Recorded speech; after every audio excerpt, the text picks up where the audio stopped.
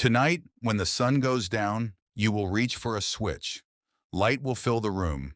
You will not think about it twice. But for most of human history, that switch did not exist. When the sun went down, the world went dark. Completely dark.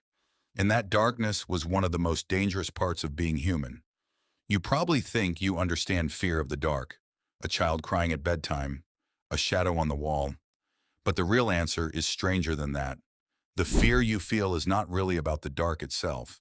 It is about something your ancestors carried for hundreds of thousands of years, something that never fully left you. Go back nearly 2 million years, before fire was tamed, before shelter meant more than branches leaned against a rock. Your ancestors shared the landscape with predators far stronger than them. Lions, hyenas, saber-toothed cats, most hunted at night. Human eyes are almost useless once light disappears. No night vision, no claws, just a slow, soft body with nothing to defend itself once the sun went down. Anthropologist Sarah Blaffer-Hrdy has written about how vulnerable early hominins were at night, when poor vision left them nearly defenseless against ambush predators.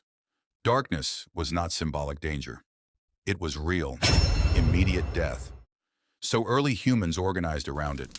Groups clustered together at night. Sentries likely took turns watching. Fire, once controlled, helped, but only pushed the danger back a few meters, not away completely. Here is where it gets interesting. Fear of the dark is not something you learn from a scary movie. Researchers studying childhood development, including work associated with psychologist Graham Davey, have found fear of darkness appears in children across nearly every culture, even those never told a single scary story. It shows up on its own. That is not a coincidence. That is inheritance. Somewhere inside you, beneath streetlights, smartphones, and locked doors, there is a piece of programming that still believes the dark might contain something that wants to eat you. Your rational brain knows better. An older part of your brain never got the memo. When light drops, your amygdala, the brain's threat detector, becomes more active. Your pupils dilate, your hearing sharpens. Small sounds suddenly demand attention. This is not anxiety malfunctioning. This is a very old survival system doing exactly what it was built to do. A study led by neuroscientist Adam Anderson found that visual uncertainty, the kind you experience in low light, directly increases activity in threat processing regions of the brain, even when nothing dangerous is present. Your brain is not waiting for proof. It is preparing for the worst case, because for most of human history, waiting for proof got you killed. Now here is the twist. You would expect that as humans built cities and invented light, this fear would fade away. It hasn't. It evolved into something new. Modern humans rarely fear literal predators in the dark. Instead, that same ancient alarm system attaches itself to different things. The unknown noise in an empty parking lot, the unfamiliar street at night, the unread message that arrives at 2 a.m. and tightens your stomach before you've even opened it. The fear didn't disappear. It found new shapes to hide in. Your brain didn't evolve for the modern world.